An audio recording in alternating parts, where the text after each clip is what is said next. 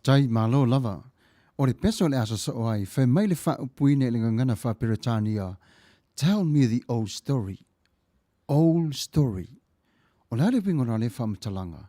O na fai mairo Ioane se furuma le lima, au fai pa se furuma le toru fa pea, e sili lava le alofa o se tasi le ne alofa.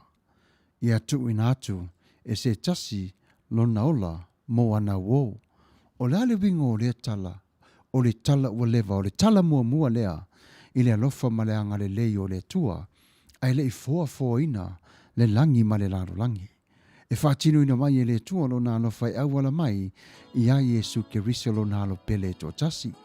Tatou whaalongolongo lai si fafonga, ma leo matango fio kanana fau seminare, i le lua afe ma le valu sa la tau ona toi suina i le pese le nei whapea, ua tele le alofa, usi mai o lau whafonga.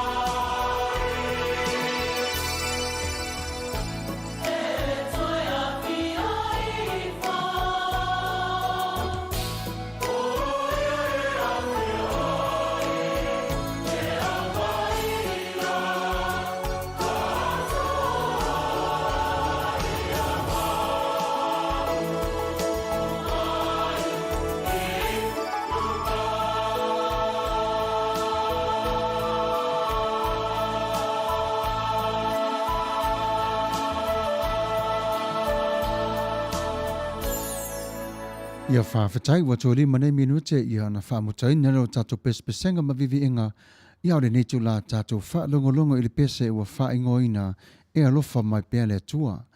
Manatua fo i tatou o loo whetalai mai pēr lava le atua i aso ma taimi ma se kone lava o lo tatou nei o langa. E te leo fia la wa leo loo whetalai pēr lava le atua o lona alofa le na ia te oi e whaatonu tonu ma whaasasa o ai lo ta o nei sāvalinga. O popo ngam whaingata e moni te tupu mai, a o lea tua lava ia, e whetalai lava, a wā o ia o lea lofa, o ia fo i o lea ngalelei, mo o e mau. usi mai o lau whaafonga i le pese o saunia mo outou.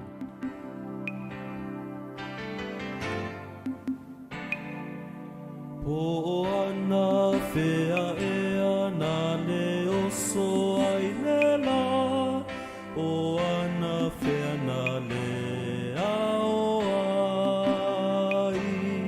ai o a fea fo'i a pongi sa ai pea, ua le mala mamai.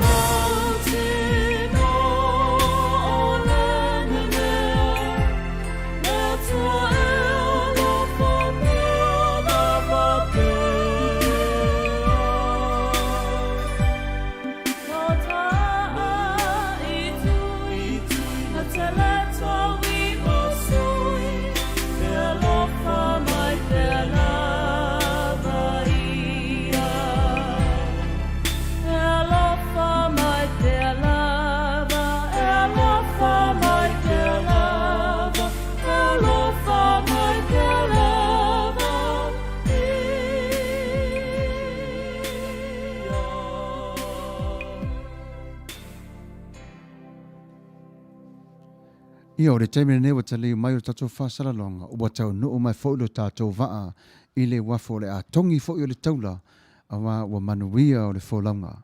Ia sa mawai o le nasa au tō whaafonga mai i pespesenga ma Vivi'i inga e ta tala tuwai o lo ta ua loto mo lo ta ua nganga a o luma na i le itula se funu malilua i le awa uli nei Amerika. Ia lau tō whaafonga mai ai i le whainga lotu e sauni atu e lau e kanesia si whafonga o le tai au Full Radio Samoa. O le pese la le neo la a tātou o na wha mawai ma te ai le nei taimi Ya usi mai o lau whaafonga tatou wo i le whale o le li. Tu ia le whale sao ta uona whaia i o tā lima. Ai tā watu i le whale wa whaia i le li i ona a ao mo oe mao. E maua i tā ua le fia ma le file mo. Tatou wo i le whale o le li. Tatou talo. Whaftailo mātou tamā. Ua tau no mai i le manuia i mātou i le walofa malo wanga le lei. Ia vi, ia oe whaavavau lava. I le suafo Yesu Kiriso. Amen.